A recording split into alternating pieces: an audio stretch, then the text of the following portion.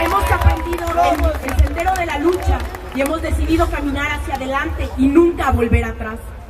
Con nuestros puños romperemos esos muros, nuestro grito retumbará en sus oídos sordos y simbrará los cimientos de su estructura. Nosotros, los que hemos salido a las calles mediante la concientización, politización y organización del pueblo, con el poder de su cohesión y unidad, lucharemos. Lucharemos por conseguir derribar sus pilares. Entre todos construiremos la democracia auténtica de México y nuestro futuro. Por eso hemos construido este programa de lucha. 1. La democratización y transformación de los medios de comunicación, información y difusión. Consideramos que solo con la socialización de los medios de difusión, bajo el modelo de medios públicos, se alcanzará una verdadera apertura mediática y se garantizará el derecho a la información y a la libertad de expresión. 2. Cambio en el modelo educativo, científico y tecnológico. Buscaremos una educación verdaderamente laica, gratuita, pluricultural, democrática, humanista, popular, crítica, reflexiva, de alto nivel académico y garantizada por el Estado en todos los niveles como obligación constitucional. 3. Cambio en el modelo económico neoliberal. La experiencia y la historia nos dan la certeza de que el mercado no es la panacea para la solución de los males sociales y que el gobierno y la sociedad deben jugar un rol fundamental para resolver los problemas económicos que aquejan al país.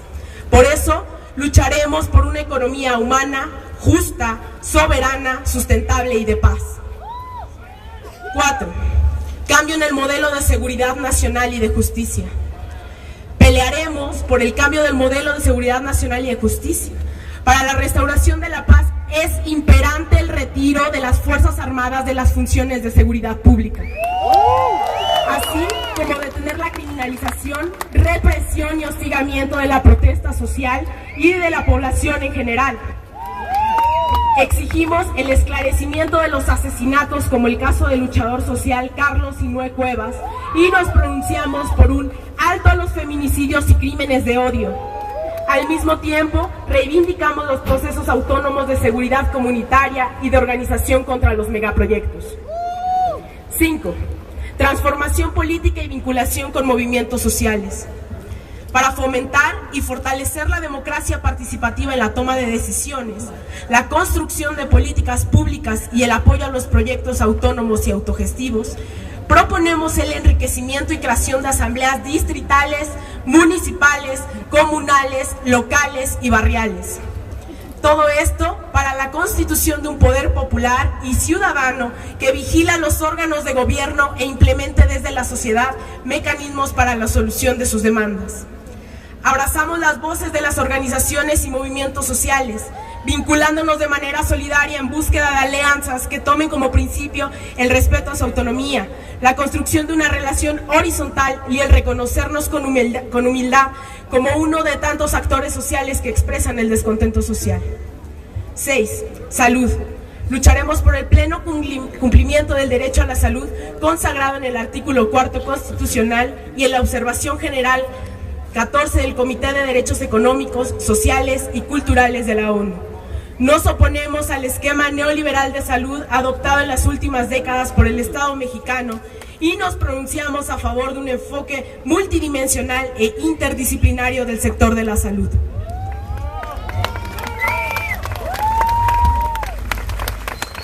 Si queremos una democracia auténtica, será ineludible la democratización de los medios.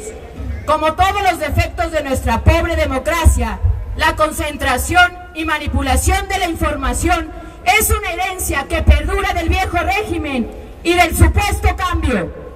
A lo largo de casi todo el siglo XX, el PRI cooptó a sindicatos, empresas y movimientos sociales, corrompiendo a sus líderes e integrándolos a su sistema de favores. En el régimen del PRI, las empresas se congratulaban con el Estado para obtener privilegios y así el Estado lograba apuntalar su poder sobre todos los ámbitos de la vida política, económica y social de México. El control de la difusión, de la información y de los medios de comunicación era fundamental para controlar la las corrientes de oposición y los movimientos sociales. El contubernio Televisa-PRI tiene más de 60 años de existencia. Emilio Azcárraga Vidaurreta, el abuelo del actual presidente de Televisa, fundó en 1951 el Canal 2, 6 años después de la creación del PRI. Azcárraga Vidaurreta concretó con el impulso del gobierno priista en turno la concentración de los canales 2, 4 y 5 bajo una sola compañía, Telesistema Mexicano, consolidando el monopolio de la televisión de la época, el cual informaba solo lo que al PRI le convenía, distorsionando la información e ignorando los movimientos sociales que cuestionaban las políticas gubernamentales.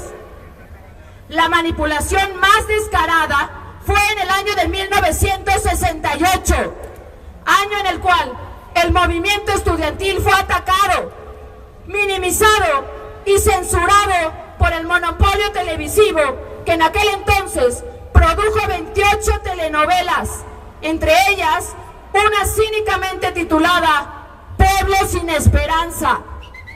El día de la masacre en Tlatelolco, el 2 de octubre, Jacobo Zabludovsky anunció como principal noticia que había sido un día soleado. ¿Quién? ¿Quiénes? Nadie. Al día siguiente, nadie. La plaza amaneció barrida. Los periódicos dieron como noticia principal el estado del tiempo.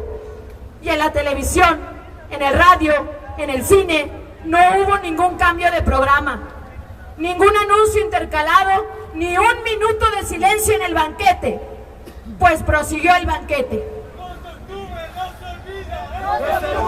Una de las páginas más negras en la historia de la comunicación mundial, pues se traicionaba el derecho humano a la información y se evidenciaba la alianza de los Azcárraga con el poder. Gustavo Díaz Ordaz, desesperado por cegar a la población ante la realidad, permitió 2 canales más, los canales 8 y 13. En 1972, por iniciativa de Luis Echeverría, los canales 2, 4, 5 y 8 se fusionaron con el nombre de Televisa, cuya dirección estaba a cargo del hijo de Azcárraga Vidaurreta, Emilio Azcárraga Milmo, alias El Tigre, quien se proclamaba un soldado del PRI y del presidente, y que decía hacer televisión para jodidos, porque México era un país de jodidos. En 1993, Salinas de Gortari entregó a Ricardo Salinas Pliego la televisora Imevisión con los canales 7 y 13. En el 2002, Salinas Pliego tomó por la fuerza las instalaciones de Canal 40, acto conocido como el Chiquihuitazo. El entonces presidente Vicente Fox, al ser increpado sobre la responsabilidad del gobierno en estas acciones ilegales, pronunció cínicamente su célebre frase: ¿y yo por qué? Fox, que después de décadas inauguraba la transición a la supuesta democracia mexicana, se arrodilló ante los poderes fácticos del país, cuyo rostro más visible son los medios de difusión masiva. Poco antes de terminar su periodo en 2006, Fox anticipó el pago de un favor al duopolio televisivo, aprobando en una discusión de 7 minutos en el Congreso la llamada Ley Televisa, la cual permite a los consorcios el uso del espectro radioeléctrico sin ningún tipo de cargo y regulación, despojando al pueblo mexicano de un bien público que le pertenece. 2 meses después, el monopolio mediático impulsó la brutal represión que sufrieron los pobladores de San Salvador Atenco, orquestado por el gobierno federal y el entonces gobernador del Estado de México, Enrique Peña Nieto.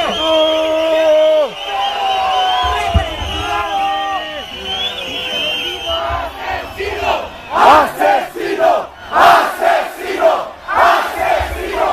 ¡Asesino! ¡Asesino!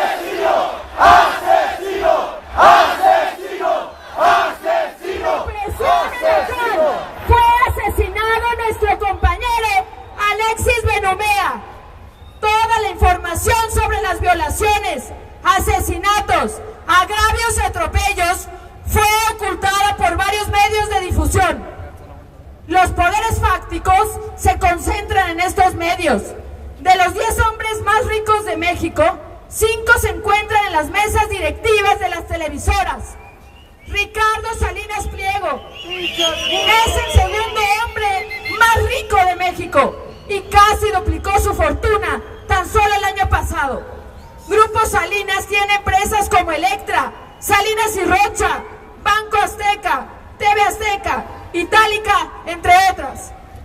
Pedro Aspe, quien fue secretario de Hacienda durante el gobierno de Salinas y dijo que la pobreza en México era un mito genial, se encuentra en el Consejo de Administración de Televisa, junto con 4 de los 10 hombres más ricos de México, con intereses en todos los sectores de la economía nacional.